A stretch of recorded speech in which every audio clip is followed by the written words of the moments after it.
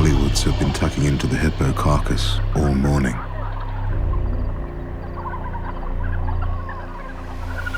Now the heat is proving too much.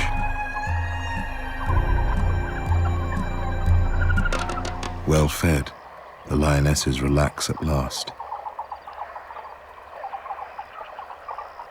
But unbeknownst to them, there's trouble on the way.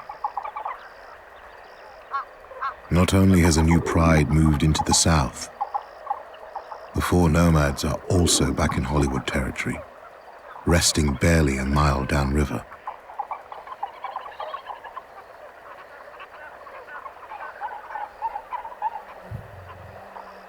Thor's injuries have healed well since the punks attacked him 6 days ago, but his confidence is still rock bottom.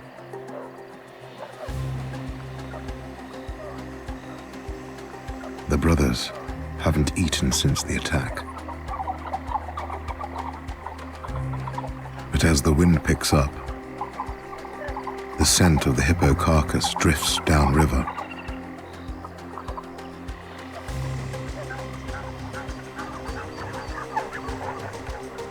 The chance of a meal spurs the brothers into action.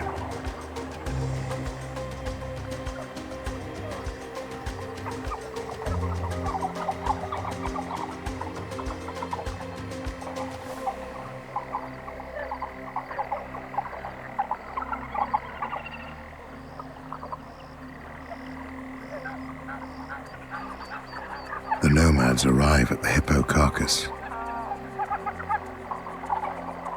and find more than they bargained for. Across the river, on the opposite bank, are the Hollywood females. 6 healthy lionesses with no male guardians. A tantalizing prospect for the bachelors.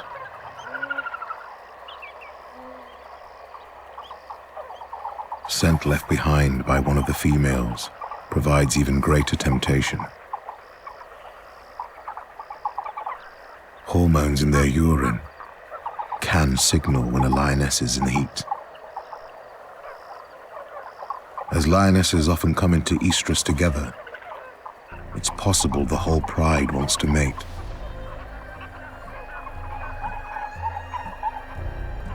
But the females have no reason to trust the previously violent males.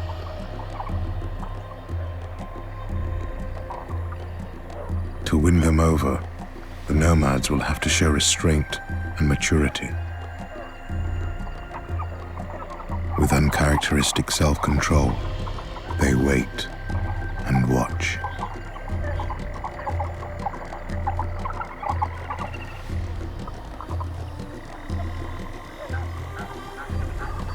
It's evening, and Nathan's come to see if the MK mothers are managing to keep their spirited cubs out of trouble and away from their fathers. So the mothers have brought the cubs here, having left the punks in that open area where they pretty much spent most of the night. They're just sort of quite relaxed in the shade, so having a bit of a groom, a little bit of play. The cubs are as curious as ever. In particular, Spotty.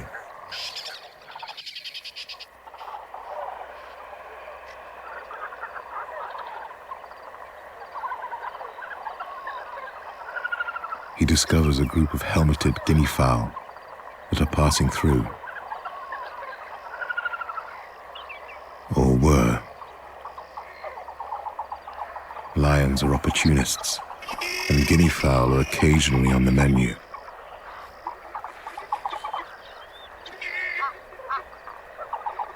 The lions might be asleep, but perhaps it's wise to go the long way round.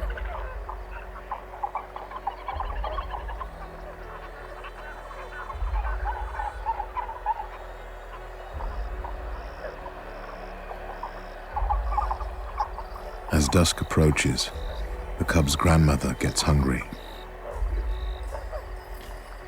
This is ideal hunting ground. Large numbers of prey pass through on their way to the river, and the dense thicket makes perfect cover for stalking. Actually looks like the mums are starting to leave now. Interestingly, they're just leaving the cubs out there in the open next to the bush. It's always risky leaving their cubs alone, but until the mothers rejoin their pride and can share food, they have to do their own hunting. The danger of leaving cubs at night time is hyenas or other lions or other predators finding them, and they're way too small to defend themselves. And if the mothers are off quite far away hunting, then they won't be able to get back and help them.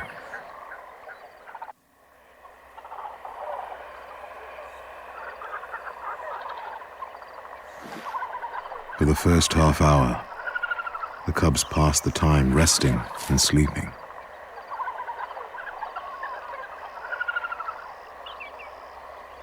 The Zuris too, as usual, stay hidden as they've been taught to.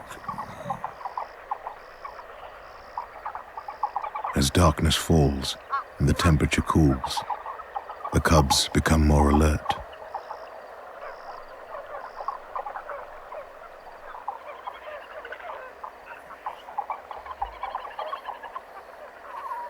The bush comes alive with the sounds of the night.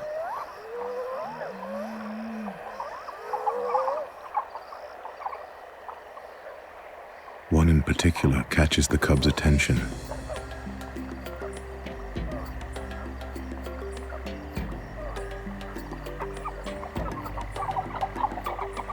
They recognize their mother's growls.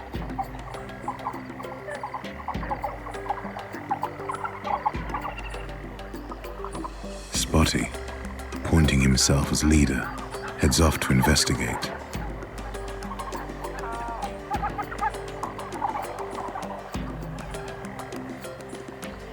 No one wants to be left behind. It's madness. They could easily run into hyenas or a leopard.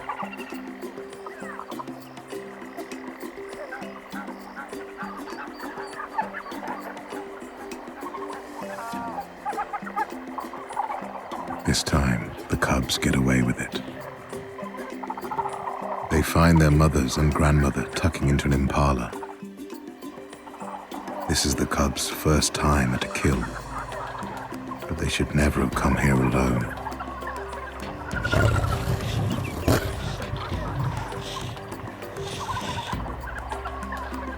Luckily for them, Rosa and Zuri are too preoccupied with their meal to tell them off. The cubs' growing appetite for meat shows they're progressing well.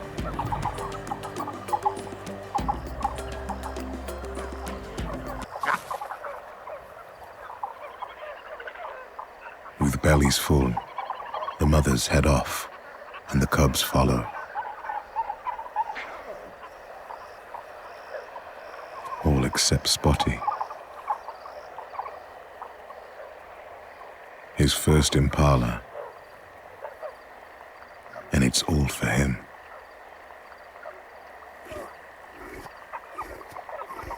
Or is it?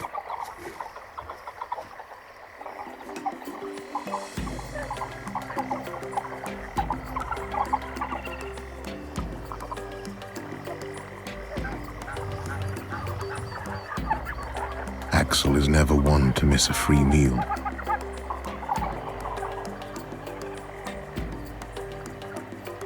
Even Spotty knows better than to get between a male lion and his food.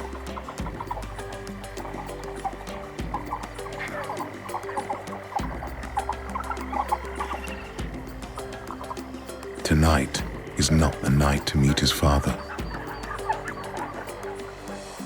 Spotty joins his siblings as another day of misadventure comes to an end.